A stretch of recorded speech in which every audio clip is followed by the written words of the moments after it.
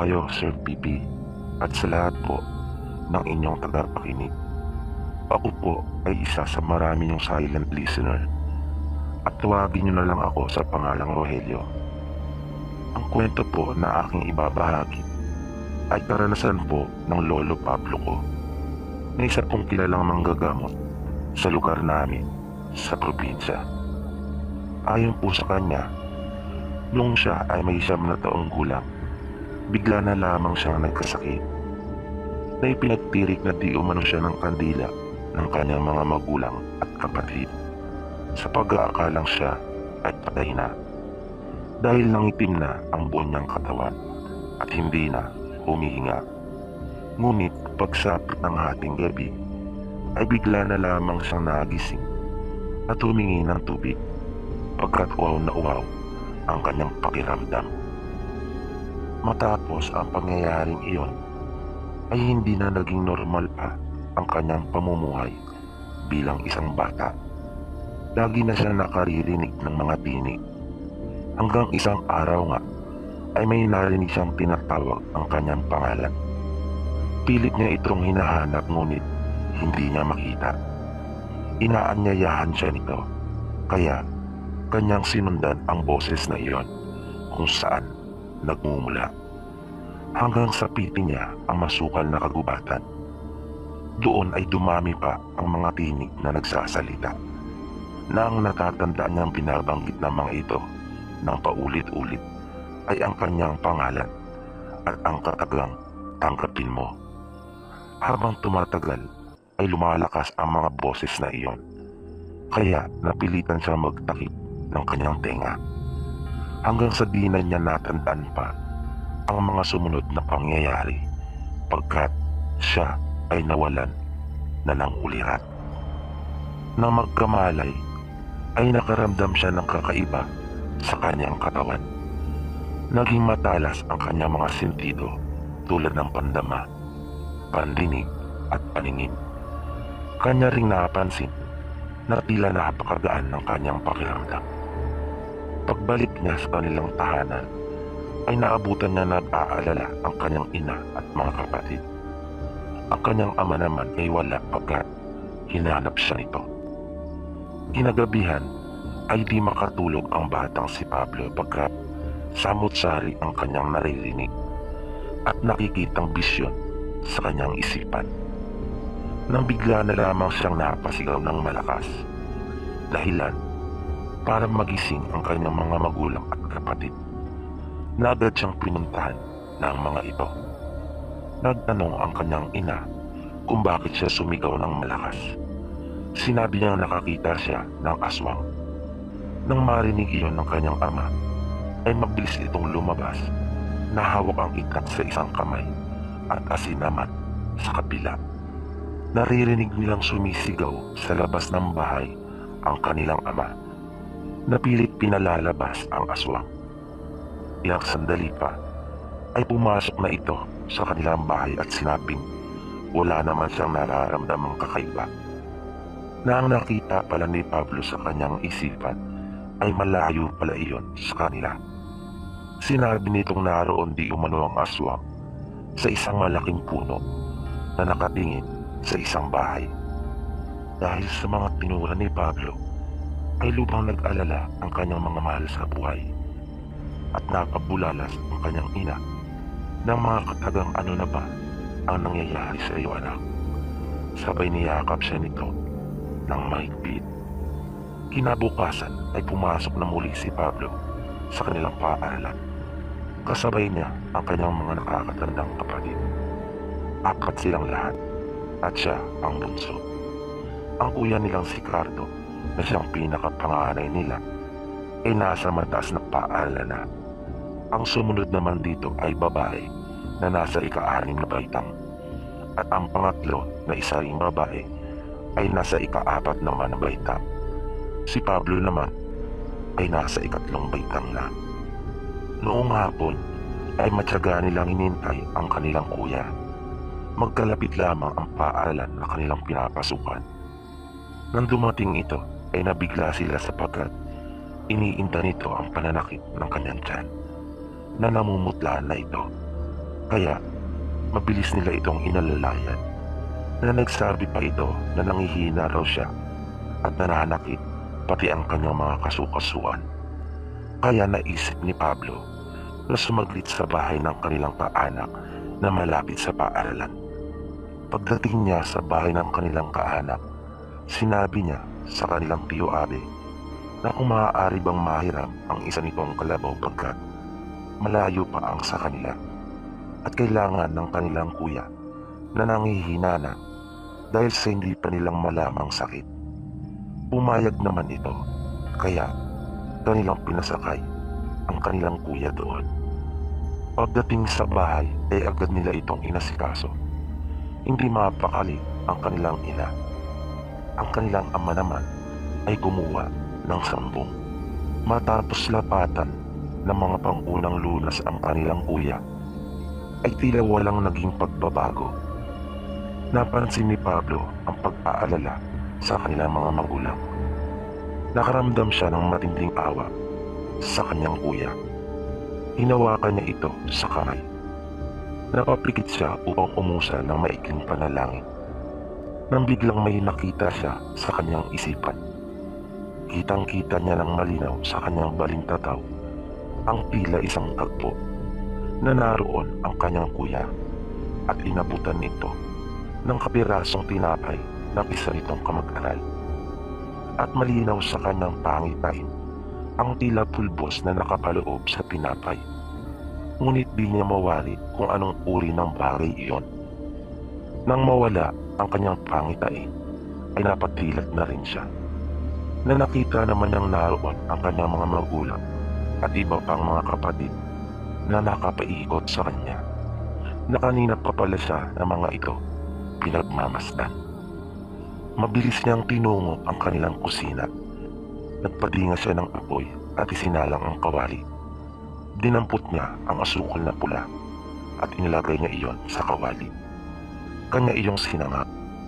Nang malusaw ng lahat iyon, ay kanya iyong inusalan ng dasal na kusang namumutawi sa kanyang mga labi at pinakain niya iyon sa kanyang kuya. Ilang ulit pa niyang ginawa iyon nang bigla na lamang itong nagsuka at inilabas na lahat ang mga kinain na halos hindi iyon nalusaw. Hindi pala ito natutunawan. Patuloy itong nagsuka hanggang sa madilaw-dilaw na likido na lamang ang lumalabas dito. Nagtataka naman at lubang nag-aalala ang kanilang mga magulang. Di nila alam kung ano ang ginagawa ni Pablo at palaisipan din sa kanila kung paano niya natutunan ang gayon. Ilang sandali pa ay nakita nila na unti-unti nang nawawala ang pamumutla ni Cardo. Nang kanila itong tanungin ay bumuti-buti na raw ang pakiramdam nito. Tuwang-tuwa naman ang kanilang mga magulang sa ipinamalas na iyon ni Pablo. Maging ang kanyang mga kapatid ay niyakap siya sa tuwa na nagtatanong kung saan niya natutunan ang paraan na iyon. Ngunit di rin alam ni Pablo kung paano sila sasagutin. Sinabi na lang nito na kusang pumapasok sa kanyang isipan ang lahat ng mga bagay na iyon. Nang sumapit ang araw ng Sabado dahil sa walang pasok, ay napagpasyahan nilang magkakapatid na manghuli ng ulang o hipon sa Tagalog sa batis na malapit sa kanila. Pinunton nila ang mahabang batis. Nang nakakita sila ng isang malaking puno na ang mga ugat nito ay nakalublob sa tubig, ay agad nilang naisip na marahil ay marami ang naninirahan sa ilalim noon. Kaya kanilang hinarangan ang magkabilang panig ng batis at kanila iyong aalisan ng tubig. Habang abala sila sa paglilimas ng tubig, ay bigla na lamang nakarinig na naman si Pablo ng isang tinig. Kanya iyong sinundan. Hindi siya napansin ng mga kapatid na umalis pagkat abala ang mga ito, na inakala lamang nila na maghahanap si Pablo ng karagdagang baho para ipanglima sa tubig. Habang patuloy na naglalakad si Pablo, ay iba't ibang puno ang kanyang nilalapitan. Gamit ang kanyang itak, ay kumukuha siya ng kapirasong ugat ng mga ito. Di niya matandaan kung anong uri ng mga puno iyon at hindi na rin niya mabilang kung ilan ang mga iyon, pagkat tila wala siya sa kanyang sariling katinuan na may kung anong ibang pwersa ang lumulukob sa kanya. Ang pinakahuli ay may inakyat siyang isang mataas na puno na nang sa pipi niya ang itupok noon ay may nakita siyang pugad. May ilang mga inakay pa na naroon. Kumuha siya ng balahibo ng ina ng mga ito. Matapos iyon ay bumalik na siya sa kanyang mga kapatid, ngunit wala na ang mga ito roon. Hinawakan niya ang mga bato sa paligid, maging ang puno, at nakita niyang malinaw sa kanyang isipan kung saang direksyon ang tungo ng mga ito. Ilang lakad takbo pa ang kanyang ginawa at nasa likuran na siya ng kanyang mga kapatid. Tinanong siya nila kung saan siya nagpunta. Pinakita lamang niya ang kanyang mga kinuha sa kanila. Pagdating sa kanilang bahay, habang abala ang kanyang mga kapatid na inahahanda ang kanilang mga nahuli, si Pablo naman ay abala din na tinatagtad ng pino ang mga ugat at inilagay iyon sa isang bote, maging ang balahibo ng ibon. Sa mura niyang edad ay marunong na rin siya maglara. Ito ay ang paraan sa paggawa ng langis na talaga namang namangha sa kanya ang mga magulang at kapatid. Matapos makakuha ng langis mula sa nyog, ay kanya rin iyong inilagay sa bote. Kinagabihan, nang matutulog na sila, ay muling nakakita si Pablo ng aswang sa kanyang balintataw. Ngunit di siya sumigaw ng pagkakataon na iyon, pagkat unti-unti na siyang nasasanay.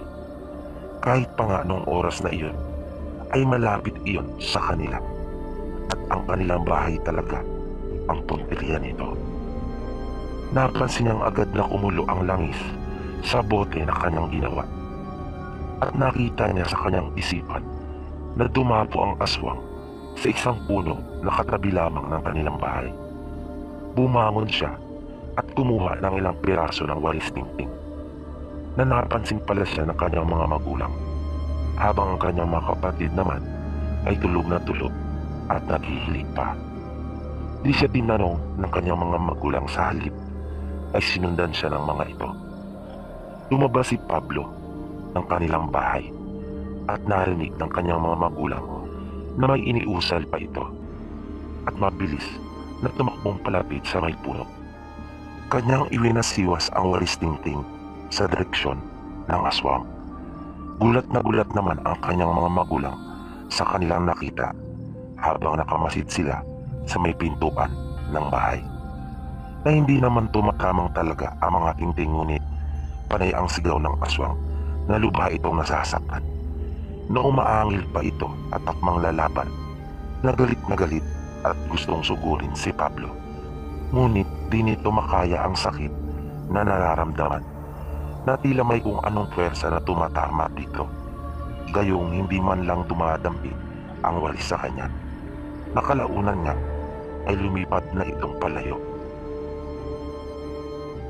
Matapos nga na matagumpay na maitaboy ni Pablo ang aswang mula sa kanilang bahay, naabutan niyang natulala ang kanyang mga magulang na nasa kanilang pintuan. Kaya niyaya na niya ang mga ito na pumasok sa loob. Isang araw, matapos ang kanyang klase, ay agad niyang pinuntahan ang kanyang ate sa silid-aralan nito. Ngunit wala ito doon. Sinabi ng mga kamag-aral nito na isinama daw sandali ng kanilang guro sa bahay nito. Kaya wala nang nagawa pa si Pablo kundi ang maghintay. Maya-maya ay dumating na ang ate at kuya niya.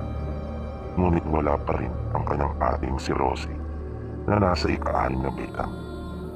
Kaya magkakasama nila itong hinintay. Makalipas ang may isang oras, ay nakita na rin nila itong papalapit na sa kanila. Nang usisain nila ito kung bakit ang tagal at kung ano ang ipinagawa sa kanya sa bahay ng kanyang guro, ay sinabi nitong wala naman at pinakain lamang daw siya nito. Kaya magkakasama na silang umuwi.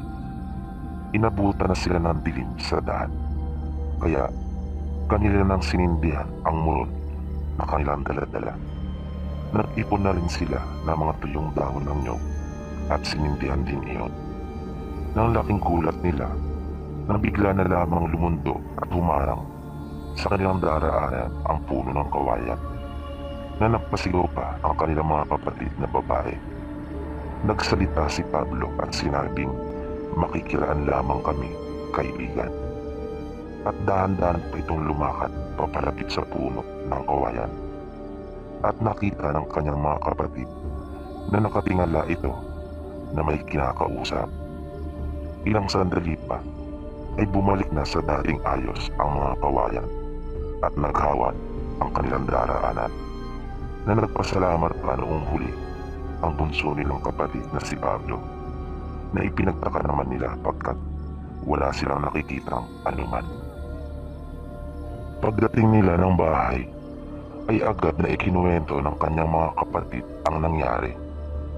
Nilapitan si Pablo ng kanyang ina at sinabing hindi daw niya alam kung ano talaga ang nangyayari sa kanya. Ngunit ang hiling lamang daw nito ay mag-iingat siyang palagi. Natumango naman at tumugon ng pagsang-ayon si Pablo sa kanyang ina. Pagkatapos makakain, nang inihahanda na nilang magkapatid ang kanilang tutulugan, ay nakarinig sila ng mga pagkaluskos sa labas ng kanilang bahay, na sinabayan pa iyon ng pagdaing ng kanyang ate Rosie. Namimilipit ito na hindi nila alam kung ano ang dahilan. Agad nitong hinawakan ni Pablo. Nakita niya sa kanyang pangitain na may isang ibon na itim na tila tinatawag ito. Kalinsabay noon ay nakita rin niya ang aswang na siyang dahilan ng mga pagkaluskos sa labas ng kanilang bahay, na nagpapalipat-lipat ito ng pwesto. At nakita nga niyang kumukulo na ang langis sa bote na kanyang ginawa. Kaya sinabi niya sa kanyang mga magulang na mayroong aswang. Agad niyang sinabihan ang panganay nilang kapatid na kumuha ng asin. Nagtanong naman ang kanyang ama kung ano ang pwede niyang gawin. Sinabi ni Pablo na kunin nito ang kanyang itak at iabot sa kanya. Matapos matanggap ni Pablo ang itak, ay may iniusal ito at muling iniabot sa kanyang ama. Mabilis silang lumabas na tatlo ng kanyang ama at Kuya Cardo. Nauna ang kanyang ama sa bakuran, nang bigla na lamang nilang nakita na dinaluhong ito ng aswang sa kanyang likuran mula sa itaas, na nakita agad din na sumilip ang dugo nito mula sa leeg. Nang akmang lilingunin nito ang aswang upang tagain, agad na sumugod si Cardo at Pablo, ngunit nangingisay na bumagsak sa lupa ang kanilang ama pagkat tinamahan agad ang malaking ugat nito sa leeg at malalim ang sugat na iyon. Dahil sa nakita ay agad na nabitawan ni Pablo ang kamay ng kanyang ate Rosie. Kinalabutan siya sa kanyang nakitang pangitain na iyon. Kaya sinabihan na lamang niya ang kanyang ama na samahan ang kanilang ina at bantayan ang kanyang ate. Kinuha ni Pablo ang itak ng ama, kanya iyong inusalan, at sinenyasan ang kanyang Kuya Cardo na samahan siya. Paglabas nilang dalawa ng bahay, ay mabilis niyang pinasabuyan ng asin ang kanilang bubungan sa kanyang Kuya Cardo. Dahilan para umalis ang aswang doon at lumundag sa kanilang bakuran. Nang nasa harapan na nila ito, ay nahintakutan ang Kuya Cardo niya dahil sa nakitang anyo ng aswang, na noon pa lamang siya nakakita ng ganoong nilalang ng malapitan. Makailang ulit na itinaga ni Pablo ang hawak ng itak sa lupa. Hindi naman makapaniwala si Cardo na nangyayari ang mga tagpong iyon. Umusal si Pablo ng ilang kataga na walang naintindihan si Cardo ni isa sa mga binigkas nito. Ilang sandali pa ay hindi na nakita pa ni Cardo ang kanilang bunsong kapatid. Maging ang aswang ay naglumihanan. Nabigla na lamang nakita ito ni Cardo na nagkakaroon ng mga hiwa sa katawan at tumitilamsik ang dugo. Napanay ang atungal nito dahil sa tindi ng sakit mula sa mga tagang tinatamo nito. Kaya wala na itong nagawa pa kundi ang tumakbong palayo. Di nagtagal ay nakita na ni Cardo ang kanyang kapatid na nasa kanilang bakuran na may mga bahid ng dugo. Na makailang ulit pa niyang kinusot ang mga mata sapagkat hindi siya makapaniwala sa kanyang mga nasaksihan. Namanghasang talaga sa kanyang kapatid na si Pablo na naisip niyang gusto rin niyang magtaglay ng ganong kakayahan. Pagpasok nila ng bahay ay agad na binuntahan ni Pablo ang kanyang ate Rosie. Lumuhod siya sa tabi nito at umusal itong muli ng mga kataga. Ilang sandali pa ay hinawakan nito ang sikmura ng kanyang ate at ipinaot ang kamay nito. Sabay-sabay nilang inialis ang kanilang paningin sa ginagawang iyon ni Pablo pagkat nabigla sila at hindi nila kinaya ang tagpong iyon. Makailang ulit pa na iginalaw ni Pablo ang kanyang kamay. Maya-maya ay may hawak na itong isang maitim na bagay na nababalot ng makapal na likido na hindi sila pamilyar at dugo. Humingi si Pablo ng bao at inilagay niya iyon doon at ipinag-utos na kanila iyong sunugin. Sa gulat ng kanilang mga magulang ay agad nilang tiningnan ang tiyan ni Rosie. Lalo silang namangha na wala silang makitang anumang bakas ng sugat dito. Sinabi ni Pablo sa kanyang ate na wag na itong babalik pa at sasama sa kanyang maestra pagkat isa itong aswang na pinagtangkaan umano itong hawaan at ngayon ngay nagawa pa nitong bumisita upang alamin ang kanyang kalagayan. Dagdag pa ni Pablo ay hindi pa iyon makakapasok sa kinabukasan pagkat magpapagaling pa iyon dahil sa mga tagang tinamon ito. Binilinan ni Pablo ang kanyang mga kapatid na wag na lamang mag-ingay ukol sa kanilang mga natuklasan upang hindi sila malagay sa panganib. Lalo pa ngang nalalaman na noon na may taglay siyang kakayahan. Sumang-ayon namang lahat ng kanyang mga kapatid. Tuwang-tuwa ang kanilang mga magulang pagkat napagaling ni Pablo ang kanyang ate Rosie na niyakap siya ng mahigpit ng kanyang ina at sinabing hulog siya ng langit sa kanila. Sumabat naman ang kanyang kuya Cardo at sinabing nagsimulang araw ang lahat ng kamalasan sa kanilang mag-anak na magkaroon si Pablo ng kakayahan na tinataglay. Na agad naman itong sinaway ng kanyang ama at ina at sinabing maaari talaga mangyari ang mga iyon. Magpasalamat na nga lamang daw at nagkaroon si Pablo ng kakayahan at ngayon nga ay naipagtatanggol sila nito at napoprotektahan. At dito po nagtatapos. Tapos nang mapagaling ni Pablo ang kanyang ate Rosie ay laking pasasalamat ng kanyang mga magulang. Ngunit ang kanyang kuya Cardo naman ay tila iba ang pananaw na para sa kanya nangyayari ang lahat ng kamalasan sa kanilang pamilya simula na magtaglay si Pablo ng mga kakayahan na kanya namang hinahangaan at inaasam din na matutunan. Nang sumunod na mga araw nang nasa paaralan na sila ay hindi nagkamali si Pablo sa kanyang sinabi ukol sa maestra ng kanyang ate Rosie. Wala ito at hindi pumasok. Nang mga bandang tanghali nang malapit na silang mag-recess ay bigla na lamang nagkaroon ng komosyon na napalabas ang maraming mag-aaral sa kanilang mga silid upang silipin kung ano ang dahilan ng kaguluhang iyon. Maging si Pablo ay napasilip din. Nakita nila ang ilang mga mag-aaral na binubuhat ng mga guro at kawani ng paaralan papunta sa klinika.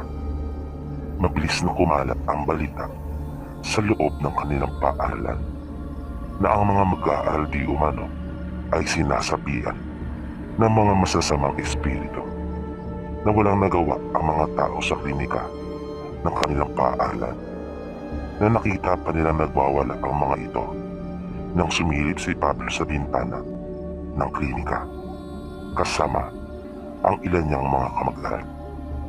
Nang makita niya ang kalagayan ng mga ito ay naisip niyang tulungan sila, ngunit nagdalawang isip si Pablo pagkat ayaw niyang malaman ng mga tao na may taglay siyang angking kakayahan para na rin sa kapakanan at kaligtasan ng kanyang pamilya. Ngunit nang makita niya ang paghihirap ng mga ito, ay nagdesisyon na siya. Naisip niyang bahala na, basta ang mahalaga ay matulungan niya sila at magawa niya kung ano ang inaakala niyang tama. Nang papasok na siya sa klinika at nang makalapit, ay nagtaka si Pablo pagkat wala naman siyang maramdamang kakaiba sa mga ito o kahit na presensya man lamang ng anumang elemento. Nang mga may isang dipan na lamang ang agwat niya sa isang mag-aaral na nagwawala na sinasaniban di umano, ay sinabi niya dito na yung pera nito na 20 pesos ay malalaglag mula sa kanyang bulsa. Na mabilis namang kumilos ang mag-aaral na iyon at hinawakan ang kanyang bulsa upang hindi tuluyang mahulog ang kanyang pera. Kaya agad na nakumpirma ni Pablo na hindi talaga iyon sinasaniban, na malamang ay nahawa lamang ito psikolohikal. Binulungan niya ang mga kawani na nag-aasikaso sa mga mag-aaral na di umano ay sinasapian. Di nagtagal ay sabay-sabay silang lumabas ng mga kawani na sumisigaw ng sunog at iniwan ang mga nagwawalang mag-aaral na nakahiga sa sahig. Na ilang sandali lang ay nakita nilang bumangon ang mga ito at nakasunod na rin sa kanila na tumatakbo. Na hindi nga nagkamali si Pablo sa kanyang kutob, na ginawa nila ang pagkukunyaring iyon na may sunog upang mapatunayan na hindi nga totoong sinasaniban ang mga ito. Ngunit nang mapadaan siya sa isang silid ng mga mag-aaral sa ika-6 na baitang na kung saan sinasabing nagsimula ang sanib, ay mabilis niyang naramdaman ang kakaibang presensya ng isang elemento. At di nga siya nagkamali pagkat ang isang mag-aaral dito na tahimik na nakaupo ay nakita niyang nalulukuban ng isang itim na kapangyarihan na nabakas niya kaagad ang kakaibang aura nito. Makulimlim ang kanyang mukha at nang kanya itong titigan mula sa kanyang kinatatayuan sa labas ay napaso siya. Nang titigan siya nito ng matalim, na bigla itong nagwala, na hinawi ang mga upuang kanyang nadaraanan at ipinapato ang anumang bagay na kanyang nadampot. Nang makalapit ito sa kanya na ang tanging pagitan na lamang nila ay ang bintana, ay bigla itong umangil at sinabing huwag siyang makikialam, na iba na ang boses ng babaeng mag-aaral. Malaki ang tinig na iyon na medyo garalgal. Sinabihan siya nito na umalis na at huwag silang gambalain pagkat kanya ng pag-aari ang batang babae. Nang marinig iyon ni Pablo, ay mabilis niyang inilusot ang kanyang kamay sa bintana at hinawakan ito sa noo. Na biglang napasigaw ng malakas ang mag-aaral nang masaktan ito. Ilang saglit lang ay biglang nagbago ang tinig nito. Mula sa boses na nasasaktan ay sumigaw ito ng ubod lakas na nabasag ang mga salamin ng bintana, dahilan para mabitawan ni Pablo ang kanyang noo. Matapos iyon ay nawalan ng malay ang batang babae, na mabilis naman itong sinalo ng kanyang mga kamag-aral. Pumasok si Pablo sa silid. Nilapitan niya ito at muling hinawakan sa noo at mayroon siyang iniusal dito. Na natahimik ang lahat ng mga mag-aaral na naroon. Maya-maya ay nakita nilang iminulat ng mag-aaral ang kanyang mga mata at nagtataka ito nagtanong kung bakit siya nakahiga roon at kung ano ang nangyari. Nanghingi ito ng tubig sa kanila. Nang maayos na ang lagay ng mag-aaral na sinaniban, ay umalis na si Pablo at bumalik sa kanyang silid, na naiwan ng mga nagtataka at nagugulumihanan ang mga mag-aaral na naroon. Kinahaponan ay sabay-sabay silang umuwi na magkakapatid. Sa daan ay napag-usapan nila ang nangyari sa kanilang paaralan. Panay ang puri ng kanyang ate Rosie at Nika sa ginawa niya. Pero ang kanyang kuya Cardo ay sinabihan siyang mahilig magpakitang gilas at masyado di umano siyang pasikat, na sa ginawa daw ng iyon ay maaari silang malagay sa panganib. Sinabihan pa nito si Pablo nung huli na makasarili. May pinagtanggol naman siya ng kanyang mga ate dito, samantalang nanahimik lamang si Pablo. Dahil doon ay nasabit nila ang kanilang tahanan ng tahimik sa daan at hindi nag-iimikan. Nang nasa bahay na sila ay mabilis na dinampot ni Pablo ang mga galon upang igiban iyon sa bubon na nasa tabi ng batis malapit sa kanila. Nang nasa bubon na si Pablo ay may sumagi sa kanyang isipan. Nakita niya sa kanyang balintataw ang isang aswang na dinidilaan nito ang kanyang mga sugat sa braso. At sa pangitain niyang iyon ay napansin niya na papagaling na ang mga sugat nito. Kaya nagmamadali niyang pinuno ang mga galon ng tubig at mabilis na itong umuwi. Pagpasok ng bahay ay kanyang tiningnan agad ang langis na kanyang ginawa. Kalmado iyon. Tinungo niya ang kanilang dapog at kumuha ng abo na kanya iyong inilagay sa bao. Inusalan niya ang mga iyon at pagkatapos ay lumabas siya ng kanilang bahay. Kanyang pinuntahan ang mga punong malapit sa kanila at binutburan ng abo ang mga bahagi nito kung saan maaaring dumapo ang aswang. Nang nakapaghapunan na sila habang kanyang tinutulungan ang ina sa pagliligpit ng kanilang pinagkainan, ay narinig niya ang pagdating ng aswang na sinabayan pa iyon ng isang pangitain. Kaya nakita niyang malinaw kung nasaan ito.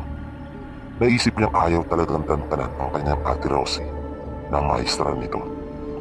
Nangiti naman ang bagya si Pablo pagkat nakita na niya ang pwedeng mangyari dito nung gabi na iyon. Napasigaw naman ang kanyang ate Nika nang makitang umaawas na naman ang langis sa bote na kanyang ginawa. Na ilang sandali nga lamang ay narinig na niya ang pagdaing ng aswang, na sa tuwing lilipat ito ng puno ay paulit-ulit itong napapalikha ng tunog na halatang nasasaktan dahil sa abo na kanyang inusalan at inilagay sa mga puno. Nakalaunan ay wala na itong nagawa kundi ang lumipad na palayo.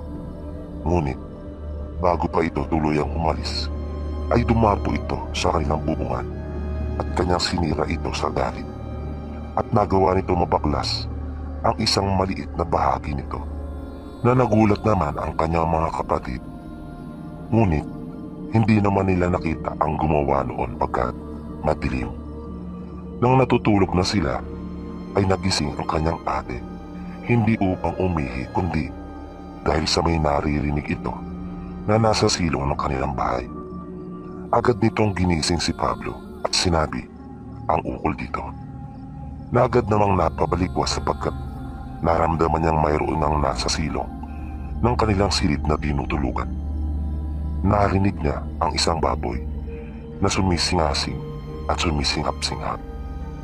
Bigla naman nilang narinig na umiingit ang kapatid nilang si Nika, na nang kanilang hipuin ay ubot ito ng init na tila inaapoy ng ladlad. Mabilis na kinuha ni Pablo ang langis na kanyang ginawa at ipinahid iyon sa kanyang ate Nika. Naglagay din siya sa kanyang kamay at kanya iyong iwinisik sa siwang na pagitan ng mga kawayan na sahig, at narinig ang lalong tumindi ang pagsingasing ng baboy. Mabilis siyang lumabas ng bahay at pinuntahan iyon sa silong, ngunit isang pusang itim na lamang ang kanyang nakitang mabilis na tumatakbong papalayo. Pagbalik niya sa loob ng bahay ay naroon na rin ang kanilang mga magulang at naabutan niyang nakaupo na ang kanyang ate Nika. Sinabi nitong nanaginip daw siya ng nakakatakot. Nang hipuin nito ni Pablo ay umupa na ang init nito. Napabuntong hininga naman si Cardo at sinabing, iyan na nga ba ang sinasabi ko? Nagalit namang sinagot ito ng kanilang ina na ano na naman ang pinupunta. Dito po pansamantalang nagtatapos ang ating programa.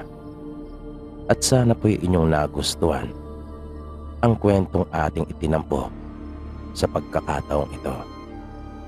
Sana po ay patuloy niyo pang subaybayan ang mga susunod pa nating kwento.